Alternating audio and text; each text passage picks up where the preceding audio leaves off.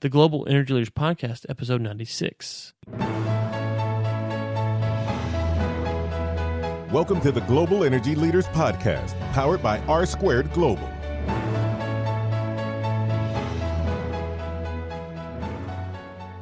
Welcome to another edition of the Global Energy Leaders Podcast. As always, I'm your host, Ryan Ray. So good to have you. And today we have Ben Hurd from Australia. Really excited about this as he talks about his transition from renewables to nuclear.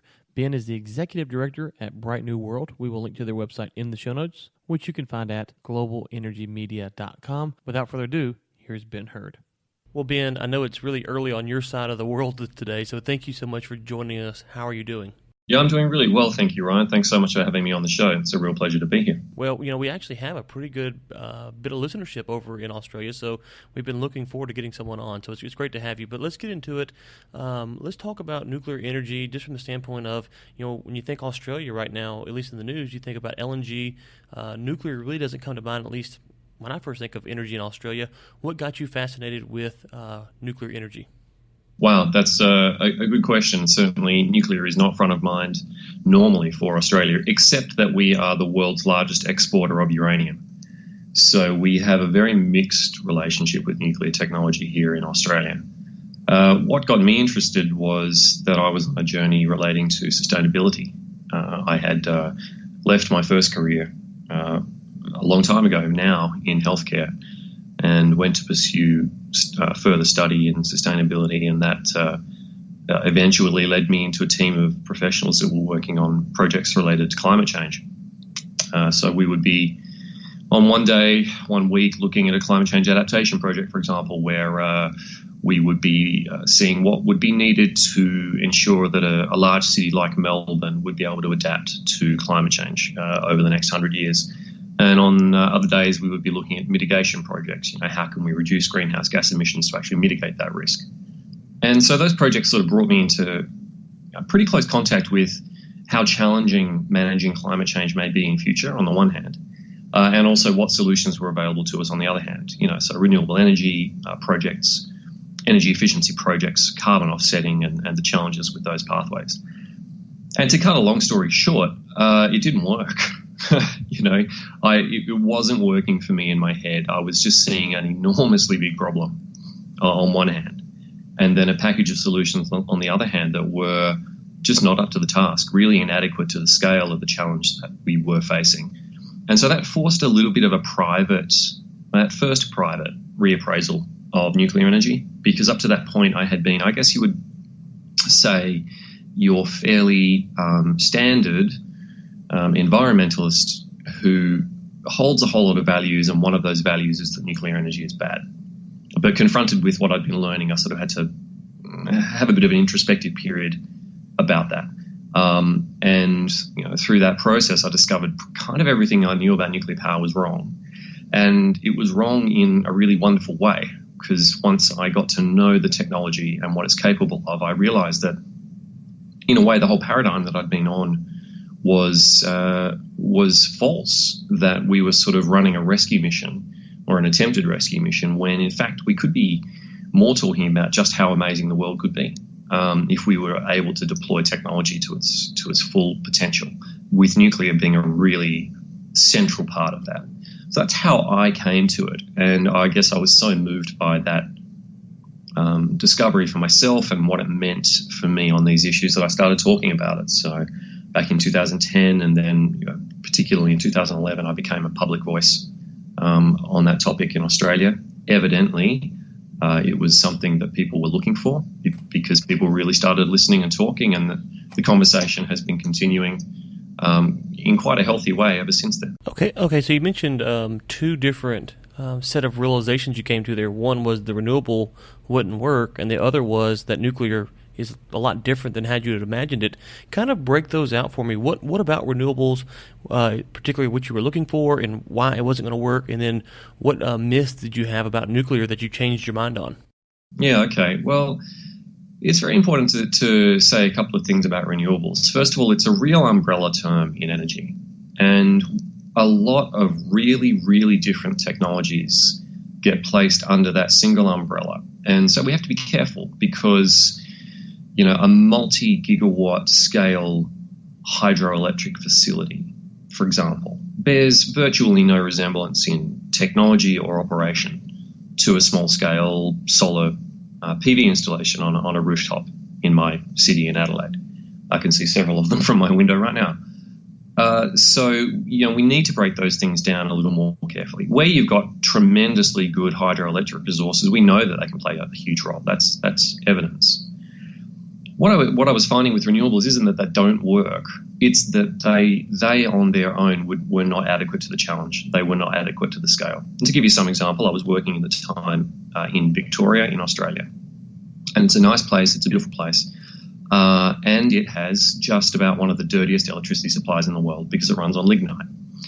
And so realizing that we were looking at needing to replace energy just in one place in the world, several gigawatts of energy running really reliably all the time was the source of so many of the emissions from electricity, that then when you took the scalability challenges of renewables in terms of their variability, in terms of the land that they require to be spread over to gather the amount of energy, in terms of the transmission of the electricity from place to place, that it was really a terrible mismatch. You were trying to replace something with something else that was really, really different from it. And a sort of a really crude analogy is that, if you needed to substitute a lion, then a tiger would do reasonably nicely. But 40 house cats is not the same, even though it weighs the same, if you know what I mean. And so I was looking at these things and going, it's just not going to happen, is it?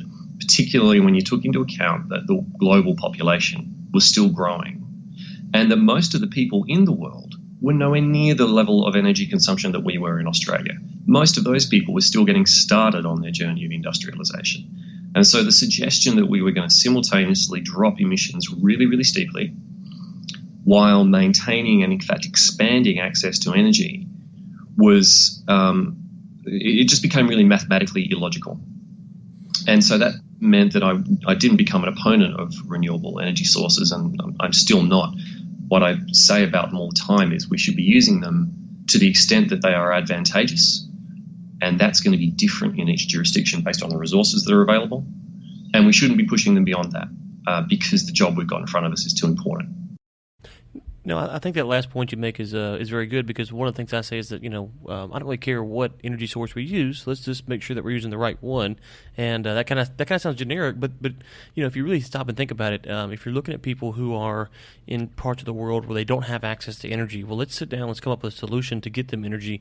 And there's a lot of ways to think about that. And we also kind of have to realize that what we may use for a short-term implementation might not be the long-term solution, because as you brought up was a very good point there, is that if there are people on the grid today in an emerging market, well, what they're consuming as far as energy today would change as their area becomes more on the grid. They start to consume more technology, and then that's going to require more energy use. And so we have to sit back and go, okay, well, getting energy to people is not just not necessarily just a one-time fix-all. And it sounds like what you're saying is that you look at it and you would, okay, well, it looks like nuclear might be a more sustainable long-term solution for some of these areas. And because you're from Australia, you're already familiar with some of the uranium exports that are going on there. And so it seemed like it was kind of a nice transition for you. But as you mentioned, you had some preconceived notions. One of the things I respect about people, especially that I found on this program, is they've talked about going to various areas and looking at projects, and then they had to come back and go, you know what, I thought this was a solution, but I realized it wasn't. I had to pivot, and so it sounds like you pivoted from renewables and you went to nuclear. Going through that process, what was it like trying to educate those around you? Because it's not just internally. Sometimes as we internally change our mind on stuff, we go to those around us to get validation to make sure we're not crazy, And so we're like, hey, what do you think about this? So what was that process like? Educate maybe your friends and colleagues.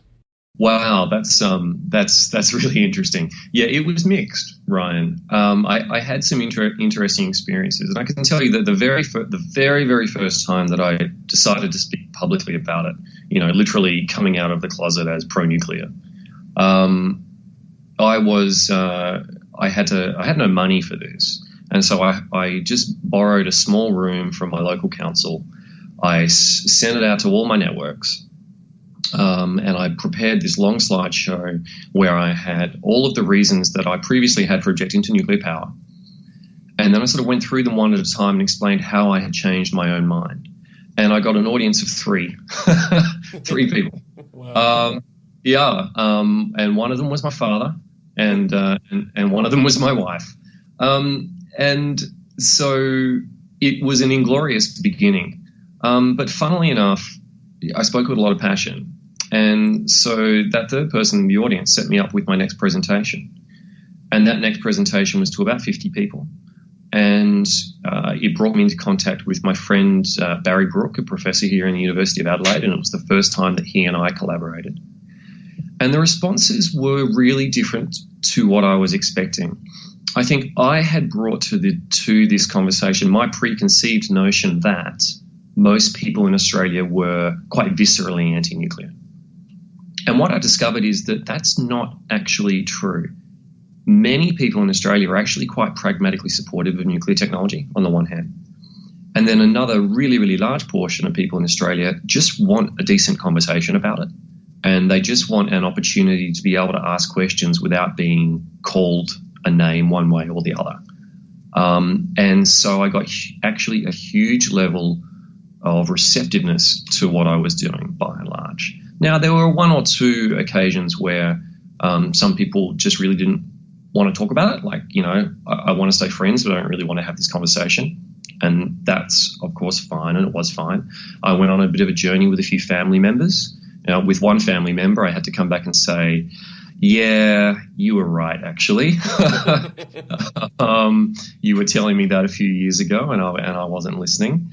And with some other family members, it was more a matter of bringing them along with me. And then in the end, them now being really, really supportive of what I do, which I think is an important lesson in its own right. We need to hear from people. And we need to hear from people that we trust. The human relationship element of communicating a controversial issue is really, really important and can't be forgotten. If you can start off from a position of being someone that people approximately like and approximately trust, you're way in front. And generally when I was giving presentations, I would feel that I had probably the first minute or two and the first slide or two to explain to an audience that I at least shared their values. Whether we will agree on topic at the end of the presentation is a different question, but that I was at least there sharing their values. And the audience that I was reaching out to was the environmentalist audience. It was the audience of people that were concerned about climate change. And it was the audience of people that wanted to see change in the way we related with the planet in terms of our exploitation of the planet and its resources. Those were the people I was trying to reach. And I found that provided I was able to begin with that basis of values, almost always the conversations went really productively. And that's hugely encouraging. No, I think you touch on something there that as energy professionals, and I've said on the show before, is that if you turn on, at least here in America, you turn on the nightly news, it's about getting on 2 or 3 people that are going to holler and yell and fight, and argue, and no discussion really happens. But as energy professionals, the ones that I know, they're concerned about getting energy to people. And we, like I said a minute ago, we might disagree on how we do that, but you talk about shared values there, and I think that's so important that as energy professionals, we start to realize that if you're a nuclear person or renewables or oil and gas, wherever you're at, that at the end of the day, you're really just trying to get energy to people. And if you're in the U.S., especially, we've kind of forgotten that, how lucky we are just to have that because we have such good infrastructure. But there are people around the world that we want to get energy to. And so I really appreciate that because I think that is a very good starting spot for conversations around energy is we both want to get people that don't have energy, or reliable energy at least, reliable energy. How do we do that? And that's important because that saves lives. That's good for all kinds of reasons. So that definitely resonates. And I think that we've kind of, as energy professionals, we've kind of lost that because we're so focused on these other debates that are important, but they're not, probably shouldn't be the thrust of every time we have a conversation. But that's really true, Ryan. But I've got to say that there's a little trap that's creeping into those discussions as well when you take the conversation globally, and particularly when you take the conversation to those really low energy access areas, is that there's a stream of thought that says that energy access and bringing energy to people means a little bit of energy in the home. And that's actually a dramatically different thing to the sort of energy access that you and I enjoy. and the sort of energy access that runs an economy. And to give you a quick example, I was in a really great workshop earlier this year in California, and we had some people from different nations on the African continent coming and speaking about the energy challenges they faced. And one of those people was particularly focused on, I guess you'd say, end-of-the-line energy access. He was sort of saying, look, the best thing we can do right now is probably end-of-grid renewable projects to bring that home energy access. Now, that's good. And we said before, what resources do you have available and what can be beneficial in your setting? Now, that would be beneficial in that setting. It's going to improve the quality of life in a meaningful way for people. One of the other speakers was approaching it quite differently and saying, well, look, our priority is actually energy in a way that lets us industrialize and lets us bring those people jobs. And it's one thing, that I always notice is that when we have this conversation about bringing energy to people, we often see a picture, either in our heads or literally, we'll see a picture of a child studying. We'll see a picture of a child doing their homework with an electric light. And this is expressed as a good change in their life. But what happens to that child once they have their education? What job do they then go to? Does that economy have anywhere for them to go? Does it have anything meaningful for them to do? Or will they simply then be a literate subsistence farmer or a literate person who's unemployed in a city because there's no economic activity? And that's sort of the scale. That's where the scale of energy really changes, where I think it's a job of energy professionals to help other stakeholders in the community understand that there's so much more going on than the energy that we can see in our homes, and that's the scale of energy access that's expected and needed to actually materially change poverty on a big scale. And that is that for me was a big part of that driver toward nuclear, was saying, okay, it's actually energy at that scale that's needed, and if it's going to be without burning fossil carbon, nuclear power is going to have a huge role to play. Yeah, and I don't think I disagree with you there. I think, like I said a minute ago, I think that what you're talking about is great. We would have to sit down and, you're bringing up a lot of points, and that's what I think is so important, is that we have to have, it's not a 1 + 1 = 2 for these scenarios. It is a very lengthy discussion, because what you brought up I've seen as well is that you go and I was somewhere in Africa one time, and they showed a woman carrying a bundle of sticks. They said, well, how do we get her a job online? And I thought, well, I don't know. I mean, getting power is not the same as getting a job. I mean, it eventually can work towards that, and I'm not at all trying to say I don't want her to have a job. I just thought, wow, we can't just say throw up a microgrid and she's going to have a good paying job at a bank or whatever it is. It's a very complex problem that we have to think about and work through and talk about, and what kind of factors are there and stuff like that. So I definitely appreciate where you're going at, and that's the kind of discussions that we exactly need to be having. And we also have to step back and think that some of these problems aren't going to be solved in 6 months or a year. That there are long-term rollout solutions, which brings me, let's get back to nuclear here if we can. Nuclear is kind of a long-term solution. I know here in the U.S. you're looking at like a 60-year life expectancy for a factory. Let's just go to Africa if we can for a second. Nuclear in Africa, in some of these emerging markets, is it a viable solution there, or are we still a little bit farther back to where we need to maybe put in some microgrid technology or something else to kind of get us up to the spot to where we are ready for nuclear power plants in some of these emerging markets in Africa? Yeah, there's going to be a number of barriers toward energy at that scale, actually from any source. So setting nuclear aside just briefly and talking more in generalities, in many of these settings, the electricity transmission networks are in a terrible state. And so introducing power at scale has some of those fundamental infrastructure constraints already, be that coal, gas, nuclear, or indeed large renewable energy projects. One of the other general barriers lies in policy certainty. And this, again, was something that I learned from some speakers earlier this year, is that when nations are able to get policy and investment certainty, energy investment can happen relatively rapidly and relatively successfully. And a good example is the geothermal sector that has now sprung up, pardon the pun, in Kenya. And so with adequate policy certainty, the investment dollars are there for energy development in these nations. And they were able to install a good, reliable extra 700 megawatts, which doesn't sound like much, actually, but in a nation like Kenya, that's a meaningful new amount of power. Then you turn to nuclear, and normally you've got a longer lead time because we're wanting to develop regulatory infrastructure as well. So there's some extra human resource infrastructure that goes with having a nuclear sector. There's a lot of international engagement that goes with having a nuclear sector, and the build can be lengthier. Now, that doesn't necessarily mean that it's impossible to do.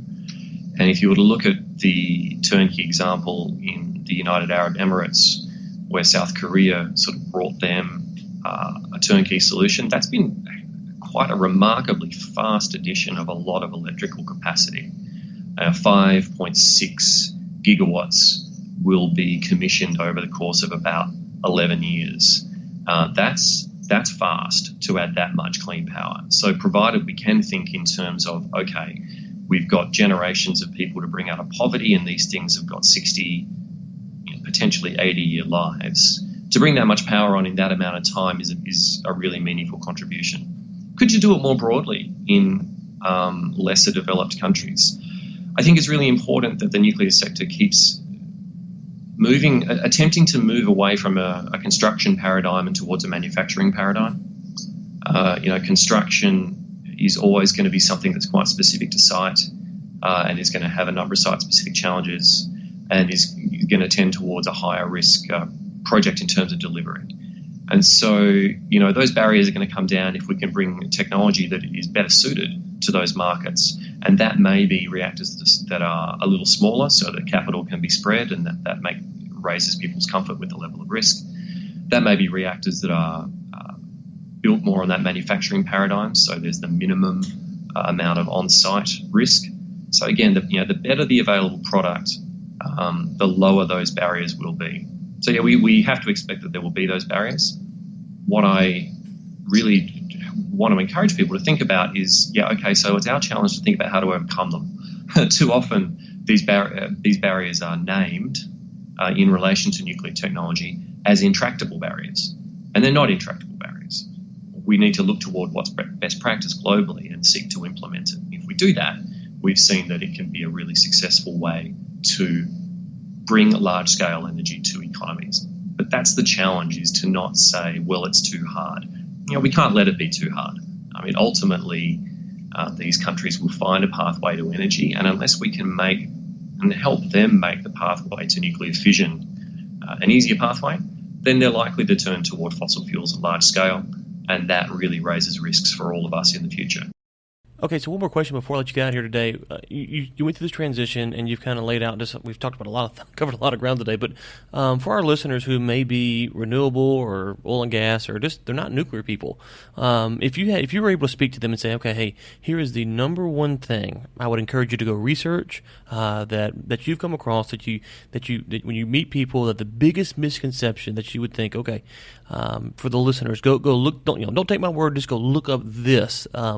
As it pertains to nuclear energy, what would that be? Yeah, okay. What a great question.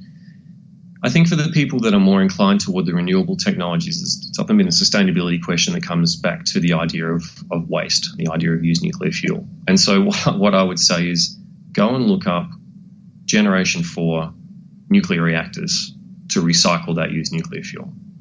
That was an absolutely massive deal for me in my learning, was to understand that this material that I had been told was the most dangerous, lethal, toxic material in the world was actually a stable ceramic sitting around doing nothing that could be almost 100% recycled for new energy, meaning no more mining for fresh energy and reducing the half-lives of that material from a 10,000-year half-life to a 30-year half-life. That for me was a massive deal.